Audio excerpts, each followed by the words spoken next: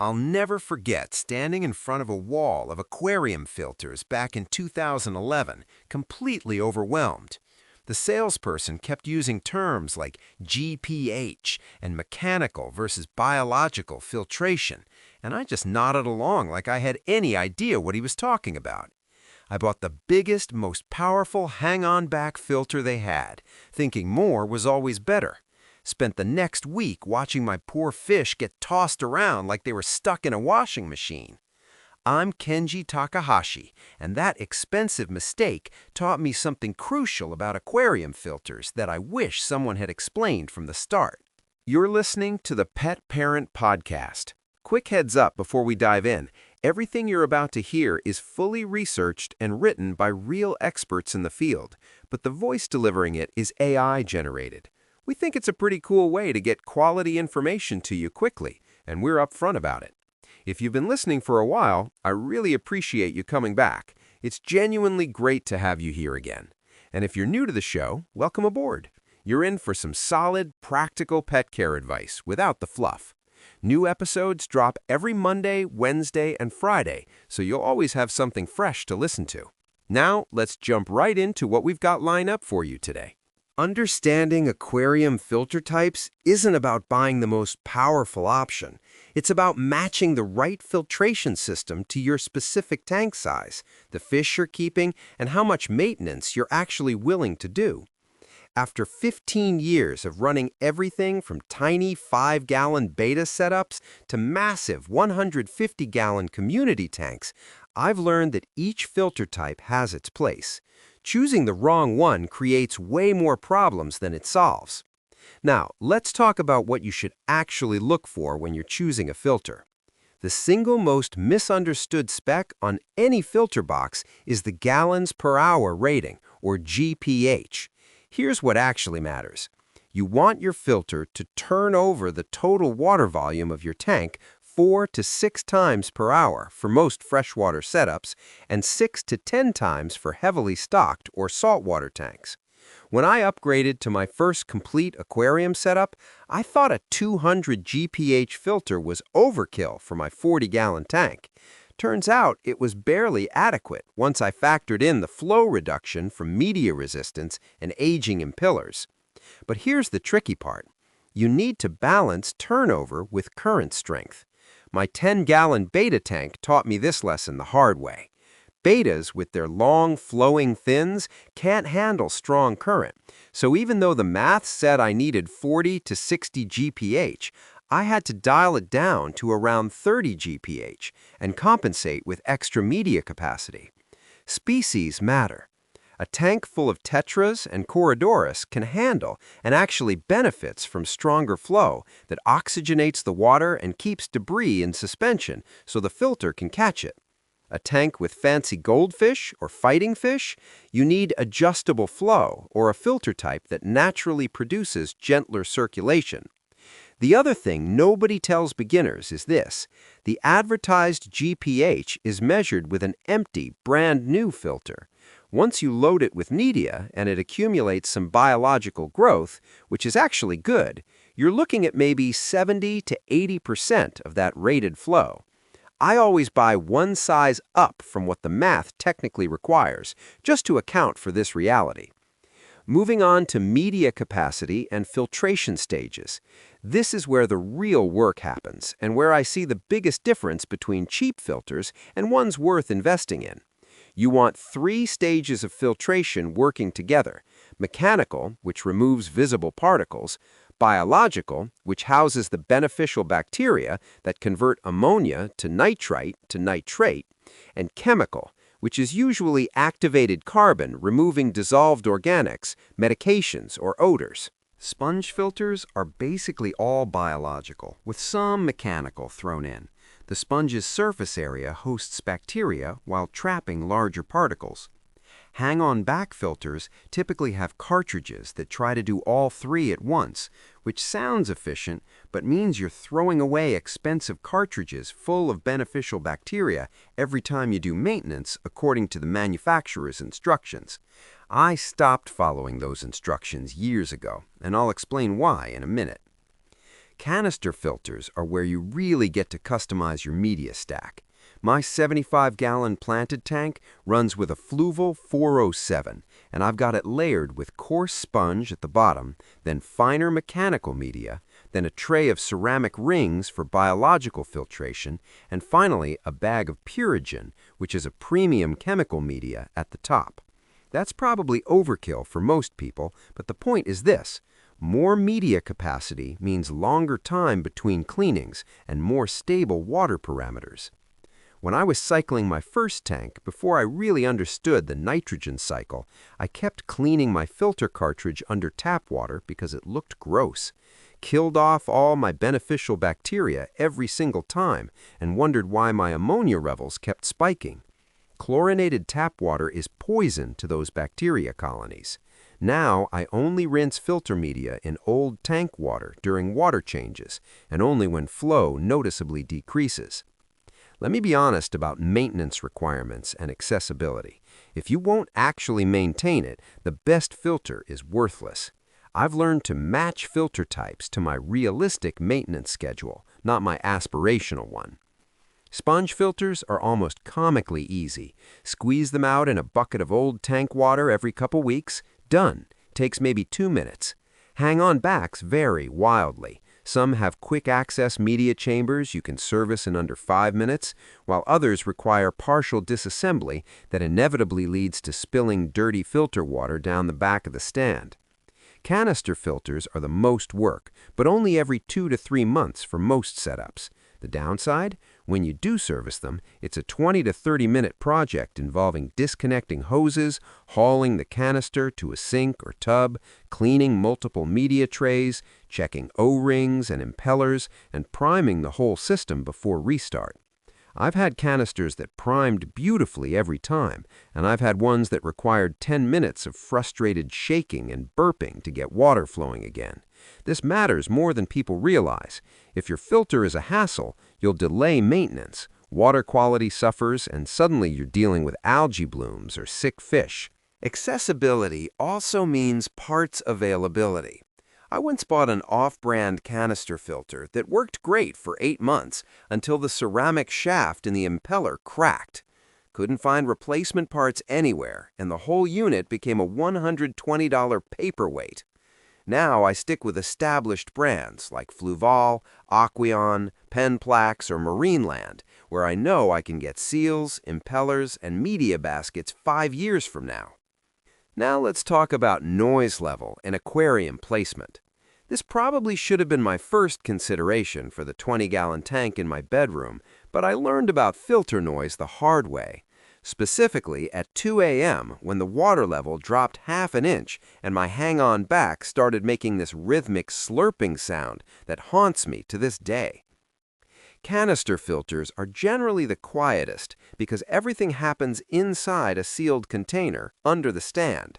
The only sound should be a gentle hum from the motor. If you hear rattling, clicking, or gurgling, something's wrong, usually trapped air or a worn impeller. My Eheim 2217 is so quiet I sometimes put my hand near the outlet to check it's actually running. Hang-on back filters vary from pleasantly quiet to legitimately annoying. The water return design matters a lot here. Filters that dump water directly onto the surface can sound like a tiny waterfall, which some people find soothing and others, like my partner, want to throw out the window. The fix is usually lowering the water level slightly or adding a pre-filter sponge that diffuses the flow, but that's one more thing to fuss with. Sponge filters driven by air pumps are only as quiet as the pump itself. I run Tetra Whisper pumps, ironically not that whisper quiet, for my smaller tanks, and I've learned to put them on foam pads to dampen vibration noise. The air bubbling through the sponge creates a soft aquarium ambiance that I actually like, but it's definitely audible. If your tank is in a bedroom or office where you need silence, factor this in. Let's get into some specific recommendations I can stand behind. The Penplax Cascade 700 canister filter is my go-to recommendation for 65-gallon tanks and anything up to about 70 gallons. It offers exceptional media capacity without the premium price tag of German-engineered canisters. This filter taught me that you don't need to spend $300 to get reliable canister performance, though you do give up some of the refined engineering details that expensive models provide. Check the link below to see the current price. What I like about it, it has 5 media baskets that let you customize your filtration layers extensively. I run sponge, ceramic rings, and carbon in mine. The 350 GPH flow rate provides solid turnover for most community tank setups.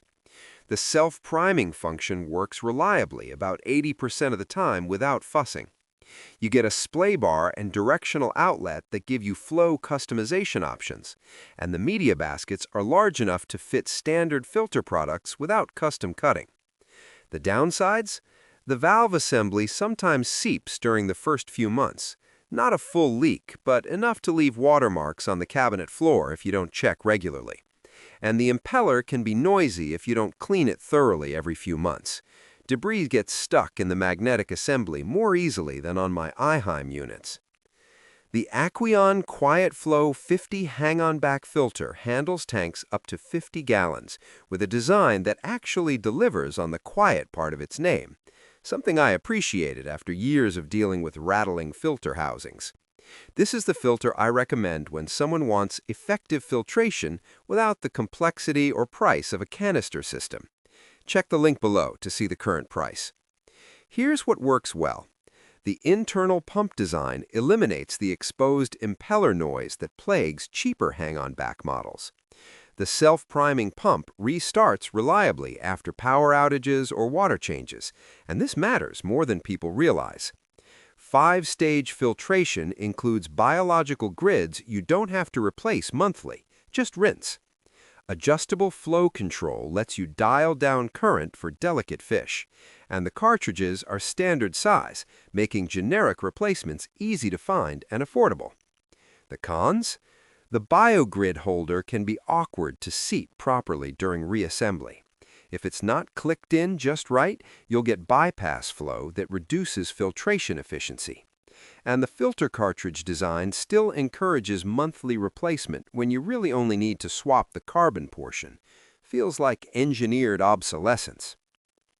The Fluval 407 canister filter represents what I consider the sweet spot between performance and practicality for serious hobbyists running 100-gallon tanks or heavily stocked 75-gallon setups. After struggling with cheaper canisters that leaked or lost prime, investing in this Fluval taught me what German-engineered reliability actually means in practical terms, even though Fluval is Canadian. Check the link below to see the current price. What makes it worth the investment? 383 GPH rated flow maintains strong circulation even when fully loaded with media. 7 liters of media capacity gives you room for custom filtration stages I actually use, like coarse sponge, Secam matrix, Purigen, and polishing pad. Aquastop valves make disconnecting for maintenance genuinely tool-free and drip-free.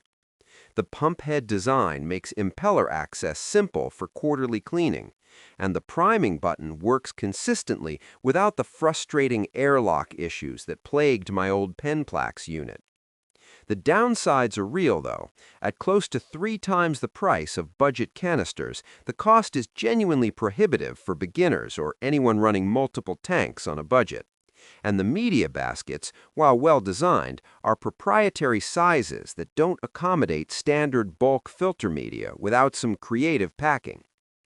The Hikari Bacto Surge sponge filter is my standard choice for hospital tanks, breeding setups, and any aquarium under 20 gallons where you need gentle filtration that won't suck up fry or stress delicate fish. I keep 3 of these on hand because they're that useful for specialized situations and because they're nearly impossible to break. Check the link below to see the current price. Why I like it? High-density foam provides exceptional biological filtration surface area while creating almost zero current. The weighted base actually stays put without floating up or tipping over, which is a problem I've had with cheaper sponge filters. Multiple connection options work with standard airline tubing from any air pump. The foam is easily removable for cleaning and genuinely reusable for years. I'm still using one from 2018. It's perfect for betta tanks, shrimp colonies, and fry rearing where intake suction would be dangerous. The catch? At around $25 to $30 for a single sponge filter, it's significantly more expensive than basic foam filters that cost $8, though the durability justifies it long term. And it requires a separate air pump and airline tubing, which adds to the total system cost and component count for beginners. The Marineland Penguin 350 power filter handles up to 75-gallon tanks with a traditional hang-on back design that's been refined over decades. This is basically the same filter design I started with 15 years ago, just with minor improvements. Sometimes tried and true beats innovative but finicky. Check the link below to see the current price. What works well? The dual bio-wheel system provides rotating biological filtration that truly works. I've measured notably lower nitrite levels compared to cartridge-only filters on comparable tanks. 350 GPH flow rate gives you solid turnover for most community setups up to 70 gallons. Bio-wheels are permanent and never need replacement, just occasional rinsing when they get gunky. Adjustable mid-level intake strainer keeps debris from clogging the impeller, and widely available replacement cartridges at every pet store make emergency media swaps easy. The problems? Bio-wheels can stop rotating if they get coated with biofilm buildup or if water level drops even slightly. When they stop, you lose the primary benefit of this design. And the filter housing is bulky and extends several inches behind the tank rim, which can interfere with lids or light fixtures on rimless setups.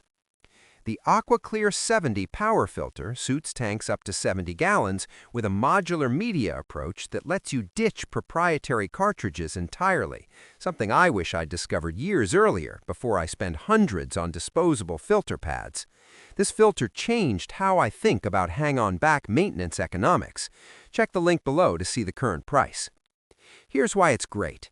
The customizable media basket accommodates sponges, ceramic rings, carbon bags, or any combination you want without forcing you into brand-specific cartridges. 300 GPH pump with adjustable flow control handles everything from gentle beta current to strong circulation for African cichlids. The refiltration grid ensures water passes through media thoroughly rather than channeling around it. The media stacking system makes partial maintenance possible. You can clean the sponge this week, check the carbon next month, and long-term cost savings are significant when you're just rinsing reusable sponges instead of buying cartridges. The downsides? The media basket requires complete removal to access anything, which inevitably leads to spillage and is messier than filters with side access doors. And the impeller assembly can be finicky to reassemble correctly after cleaning. If the magnetic coupling isn't seated perfectly, you'll hear grinding or the motor won't start. Let me answer some questions I get asked all the time. What size filter do I need for my aquarium?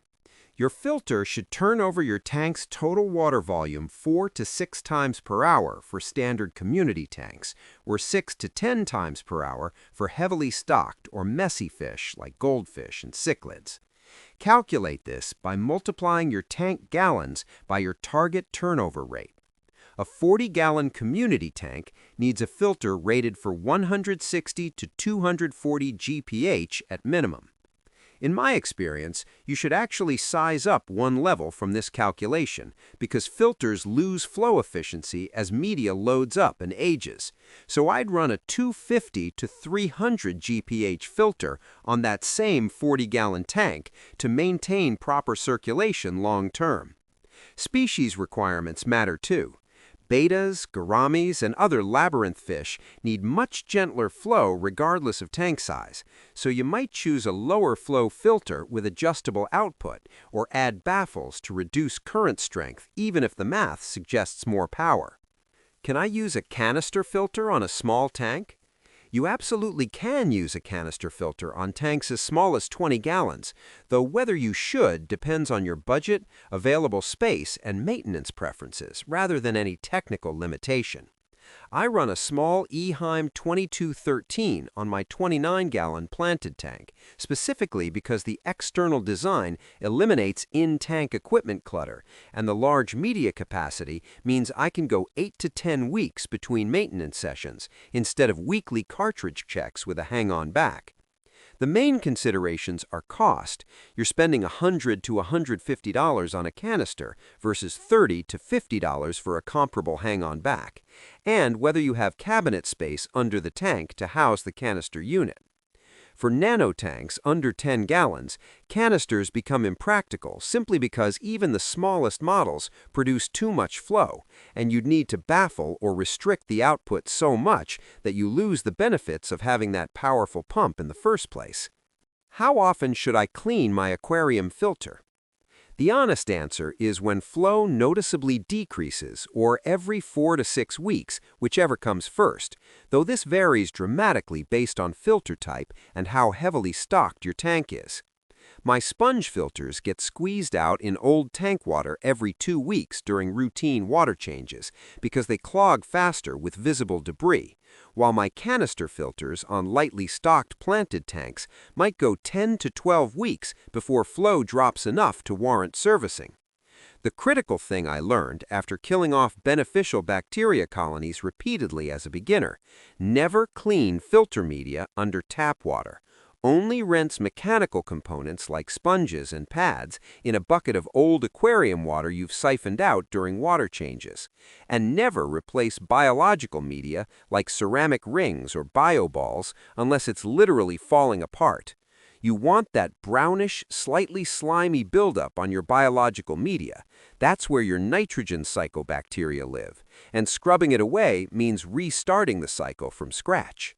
Are sponge filters good enough for a full aquarium setup? Sponge filters work beautifully as primary filtration for smaller tanks up to about 20 gallons, breeding setups, shrimp colonies, and any situation where you need gentle flow and maximum biological filtration. But they have real limitations for larger or heavily stocked tanks. I run sponge filters as my only filtration on my 10-gallon betta tank and 15-gallon cherry shrimp colony with excellent results. Water parameters stay stable, maintenance takes minutes, and the gentle flow is perfect for these species.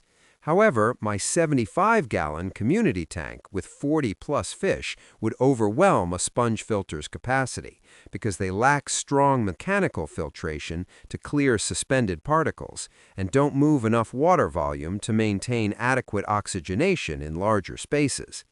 Sponge filters also provide zero chemical filtration unless you add a separate carbon bag somewhere in the tank, and the air pump bubbles create surface agitation that can be excessive for planted tanks where you're trying to maintain dissolved CO2 levels for plant growth. What's the difference between mechanical and biological filtration? Mechanical filtration physically removes solid waste particles like uneaten food, fish waste, plant debris, and free-floating particles from the water by trapping them in sponges, filter floss, or other porous materials. It's basically straining your aquarium water through progressively finer meshes to catch visible debris. Biological filtration, on the other hand, uses beneficial bacteria colonies growing on media surfaces to chemically convert a toxic ammonia into less harmful compounds through the nitrogen cycle. First, converting ammonia from fish waste and decaying matter into nitrite, then converting nitrite into nitrate, which is far less toxic and removed through regular water changes.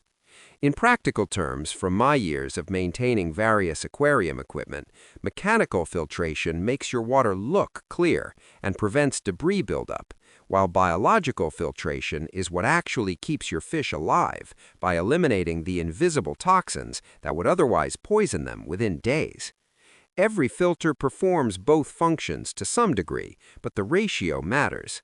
Sponge filters are primarily biological, with light mechanical capability, while certain cartridge systems focus heavily on mechanical filtration and risk disrupting biological colonies when you replace the cartridge too frequently. After 15 years of running tanks from 5 to 150 gallons, I've settled into a pretty clear philosophy.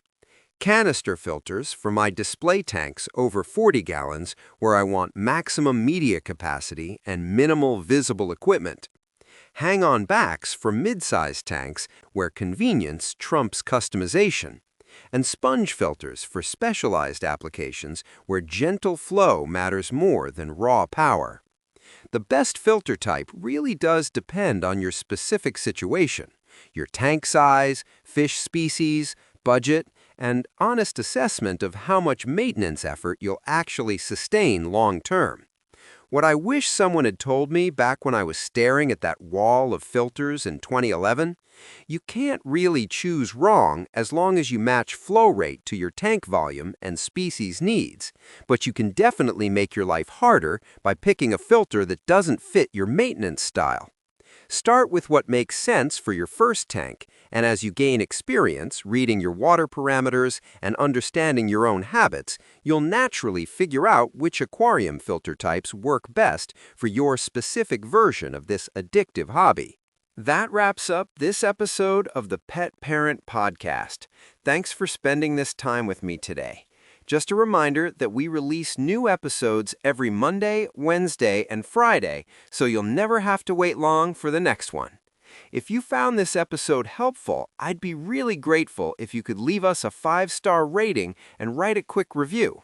It sounds simple, but it actually makes a huge difference in helping other pet parents discover the show when they're searching for answers. And go ahead and hit that subscribe or follow button so you get a notification the second a new episode goes live. Catch you next time!